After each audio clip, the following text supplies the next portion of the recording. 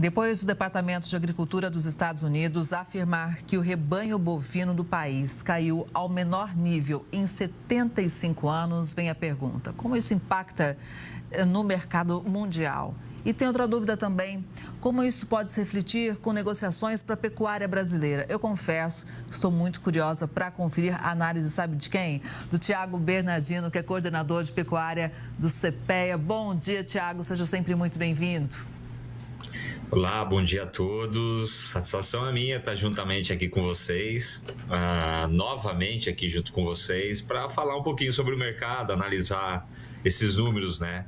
Que traz impacto para o nosso dia a dia. E eu sei que você acompanha tudo isso muito de perto, então certamente já acompanhava essa evolução da pecuária norte-americana. A gente sempre procura acompanhar, sim, acaba sendo uma referência para a gente em termos de produção. Por muitos anos lideraram a produção, né? Na verdade, até o ano passado, quando o Brasil, ele obviamente passa o volume produzido, mas sempre foram os Estados Unidos um país que investiu muito em tecnologia, em genética, em manejo, né? Obviamente numa nutrição bem pesada com os seus confinamentos. Não à toa também agora a gente vê toda a parte do gado leiteiro, também uma parte indo para o beef and dairy, que daí é outro assunto, sim, mas o que eu quero dizer é que ele sempre vem, né, procurando intensificar a produção, e isso desde sempre, desde a década de 80. Então, a gente tem os Estados Unidos como uma referência natural. A gente tem que olhar sempre para os grandes players, como a gente olha para a Austrália, Argentina, Uruguai, o que se faz de diferente.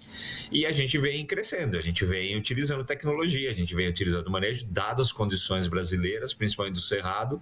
Então a gente conseguiu avançar bastante também, graças ao produtor, óbvio, mas é uma cadeia no geral: insumos, produtor, processadores e, obviamente, as associações, organizações que ajudam no desenvolvimento da tecnologia. Tiago, conta pra a gente, por favor, quais fatores levaram a essa queda, né, para o menor nível do rebanho bovino em 75 anos lá nos Estados Unidos? Olha, quando a gente fala, né, do rebanho bovino, né, então vamos trazer números, algo em torno de 96 milhões de cabeças, e chega nesse nível, né, 86, né, 86 em média 2025. Então realmente tem uma redução, mas sempre foi um rebanho que permeou esse tamanho aí do que a gente falou desde aquela época. Então, claro, subia, oscilava, mas chegou acima, né, no início dos anos 90, acima de 100 milhões. É natural o ajuste também, dado a dinâmica produtiva que o mundo vai enfrentando, ou seja, a questão de custos altos, elevados, assim como taxas de juros mundiais elevadas. O dinheiro, ele fica caro, tá? Então, quando eu tenho uma tomada de decisão do pecuarista, eu deixo meu dinheiro empregado no sistema produtivo de médio e longo prazo, que é a pecuária de corte. Por mais que a gente fala que eu tenho uma intensificação da engorda, eu mantenho esse dinheiro, vamos dizer assim, empregado dentro da porteira, né, com valorizações podendo vir ou não, dependendo de outros fatores como o mercado brasileiro. Então, o pecuarista também se sentiu desestimulado. Custos altos, custo do capital elevado também, então diminuiu esse rebanho e viu no Tesouro Americano que ele sai de uma taxa de juros de 0,5% para 4%, agora a 3,75%, mas ultrapassando os 4%, uma fonte de retorno maior. Então, são várias causas, mas entre elas eu destacaria esses dois pontos. E muitos analistas dizem, Tiago, que essa queda do rebanho nos Estados Unidos embaralhou ainda mais a pecuária mundo afora. Você concorda? Embaralha porque não vou nem dizer que é um jogo de xadrez, mas é um movimento que grandes players vão fazer e vão impactar os demais. Então, quando embaralha no sentido de que se eu tenho um grande player que vem reduzindo produção, vem reduzindo o rebanho, necessariamente eu não diminuo de uma hora para outra o fluxo de consumo, o fluxo de demanda.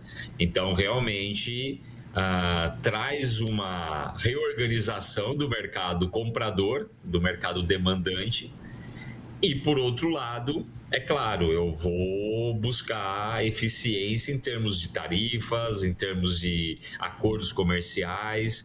Então, realmente, essa redução dos Estados Unidos coloca outros preços no Brasil, dá uma importância maior, mas, por outro lado, impacta economicamente, localmente, a economia americana, assim como positivamente outros players como o Brasil. Então, realmente, dá uma embaralhada na lógica, mas sempre a gente vai estar mantendo vamos dizer, os tradicionais produtores, os tradicionais vendedores, eles sempre vão estar permeando, como Brasil, Austrália, Argentina, Uruguai, Estados Unidos também, né? Então vão ser esses os players que vão, obviamente, tentar substituir os Estados Unidos. Tá, você citou a questão dos juros como um fator importante para essa queda do rebanho norte-americano. E aqui no Brasil, o cenário é desafiador em relação aos juros também, né, para o pecuarista. Só que a gente foi um outro caminho, né, no caminho oposto. A gente aumentou, né, a gente passou, na verdade, a produção dos Estados Unidos com essa queda. Como que você vê esse momento da nossa pecuária? É um momento que a gente pode conquistar mais mercados? Você falou que os grandes pecuaristas, os grandes exportadores, os grandes compradores se mantêm, mas a gente é um momento talvez de oportunidade a mais para a nossa pecuária brasileira? É um momento muito ótimo para a pecuária brasileira, apesar do custo alto. E quando a gente fala, o nosso custo é um dos mais altos em termos de taxa de juros, custo de capital, um dos mais altas do mundo, mas a gente está falando que o Brasil, infelizmente, lógico, como economista, acostumou-se a trabalhar com juros altos, em vez de investir em produtividade. Mas quando a gente fala de 10, 12, 15%, não assusta tanto como uns 4% nos Estados Unidos, que sempre acostumam a trabalhar com 0,5%. Então, por isso que tem esse universo. Então, o brasileiro também soube a trabalhar com o risco altíssimo do capital. Ele emprega muito, com risco climático, risco sanitário, risco comercial, mas ele coloca isso no campo, então realmente fica um adendo aqui ao nosso bate-papo em termos de louvor ao agropecuarista brasileiro, né? Que ele é tomador de risco e realmente continua produzindo mais e mais e mais um alimento barato. Então, esse cenário de necessidade de investir mais, necessidade de buscar uma produtividade maior, coloca o Brasil no cenário global, seja soja, milho, carne suína, carne de frango, carne bovina. Tá? Então, realmente, o Brasil, de todo o investimento que fez e todo o avanço da pecuária de corte brasileiro, ele se tornou aí realmente um dos mais importantes players, logicamente, se não o maior, né? A gente está falando especialmente de carne bovina, mas realmente um imprescindível. Que uma saída do Brasil do mercado aí traz um colapso no mercado global. O preço do boi, o preço da carne sobe no mercado global, porque daí realmente eu tenho um grande player. Então, é importantíssimo tudo que vem acontecendo e o Brasil ele vem conseguindo crescer mais e suprir esse cenário externo aí, ou lacunas deixadas por os Estados Unidos, eventualmente a Argentina, a Austrália. Pois é, olha, a gente no passado importava e hoje nós exportamos, produzimos, somos grandes, né, quando o assunto é carne bovina. Tiago, eu gostaria da sua análise também, você já citou que os Estados Unidos foram sempre uma grande referência para a pecuária brasileira e lá atrás isso foi importante, né, para a gente ter um norte de como reorganizar a nossa pecuária aqui no país? Como a gente veio dizendo, realmente tem um papel fundamental no sentido de know-how, tecnologia. Já desde a década de 70, quando realmente, final de 60, 70, até mesmo quando a gente importa a raça, né, Nelore, né, lá da Índia, mas era muito comum pesquisadores, produtores estarem em contatos com outros países, Austrália, Europa, até mesmo muitos Estados Unidos, onde a gente começou a ter realmente essa troca de tecnologia e hoje intensificando cada vez mais. Hoje as próprias empresas norte-americanas olhando o mercado brasileiro e atraindo empresas nacionais, mão de obra nacional, pesquisadores interessados em conhecer a pecuária deles e, obviamente, usar esses ferramentais aqui no nosso mercado. Então, o crescimento do mercado norte-americano, sim, tem seu papel de importância na pecuária e molda também muitas das coisas que a gente está fazendo no Brasil. Estou comparando o que a gente está fazendo aqui é igual lá. Não, tem muitas diferenças, né? Até pela pastagem, a raça, a qualidade da alimentação, assim por diante.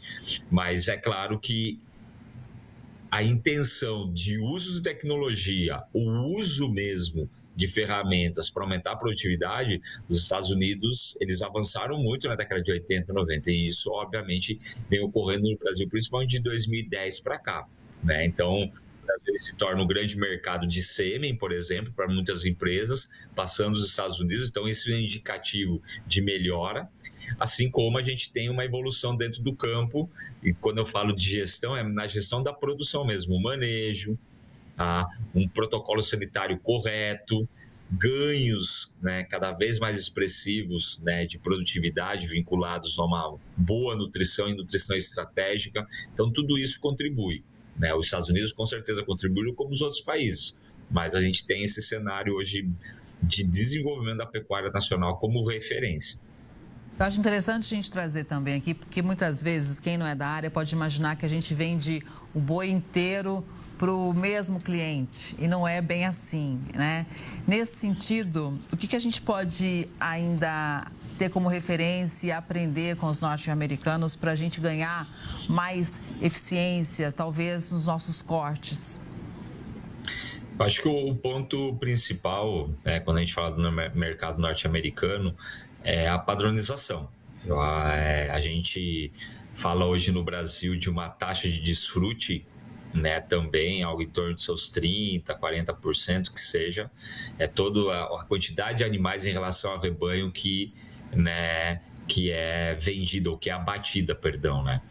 E essas taxas nos Estados Unidos são maiores, porque eles têm, obviamente, uma intensificação da produção e aí eles vêm conseguindo padronizar essa produção. Então, quanto mais padronizados os cortes, né, atende-se muitas exigências externas, e aí a venda não é que se facilita, porque tem outros fatores de venda que vão impactar, mas eu tenho uma aceitabilidade maior. Então, a gente precisa agregar valor, sim, a determinadas raças, né, a determinados cortes, mas sempre buscando uma padronização.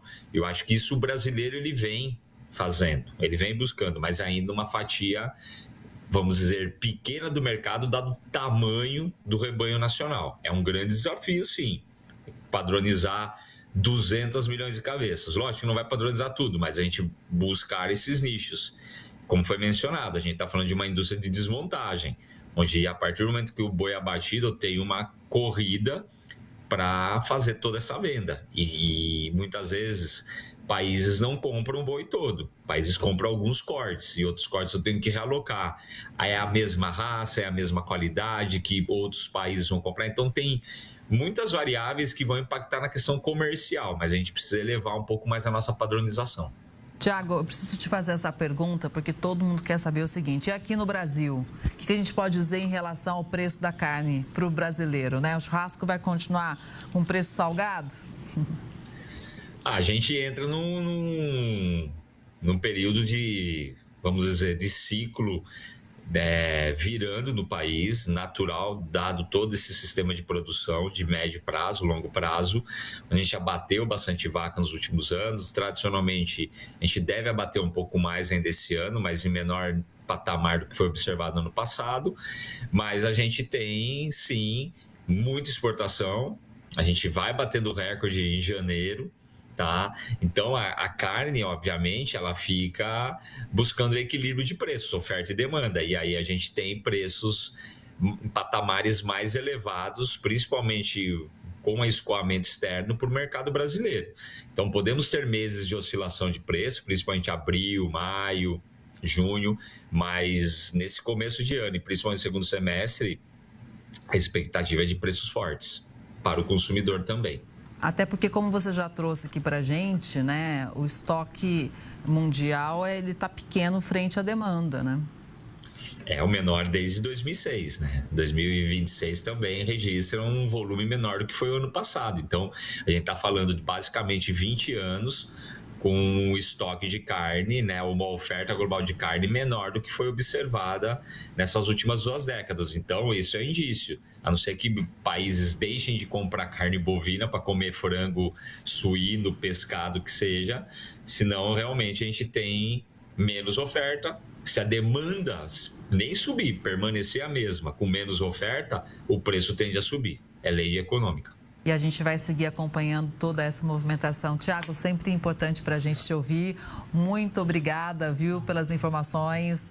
Um bom dia para você e até a próxima. Eu que agradeço, um ótimo dia para todos. Grande abraço aí para quem acompanha a Record News Rural e a gente volta em breve. Forte abraço. Forte abraço, Tiago, para você e para toda a equipe do CPEA.